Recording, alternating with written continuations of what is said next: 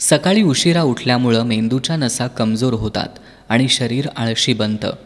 डोक्यात खूप कोंडा झाला असेल तर दह्यानं डोक्याला मसाज करा आणि अर्ध्या तासानंतर डोकं धुवा.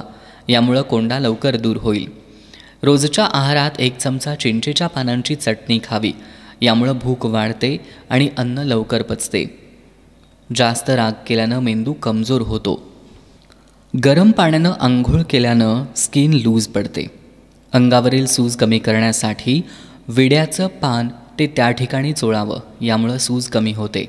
चेहऱ्याचा रंग उजळण्यासाठी मसुराच्या डाळीची पावडर बनवून त्यामध्ये चंदन पावडर, गुलाब पाणी टाकून पेस्ट बनवा आणि चेहऱ्याला लावल्यानं त्वचा मुलायम होते आणि रंग उजळू लागतो. पोट साफ होत नसेल तर द्राक्षांचं सेवन करा.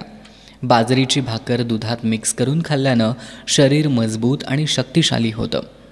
खूप थंड पाणी पिल्यानं म्हातारपण लवकर येतं. जो रोज रिकाम्या पोटी 1 टोमॅटो खातो त्याची कधीही केस पांढरे होत नाहीत. जेवण खाल्ल्यानंतर जड वाटत असल्यास काळे मीठ आणि पाणी मिसळून प्यावे.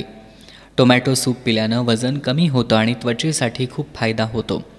आठवड्यातून एकदा मोठी वेलची खाल्ल्यानं श्वसनाचे आजार दूर होतात.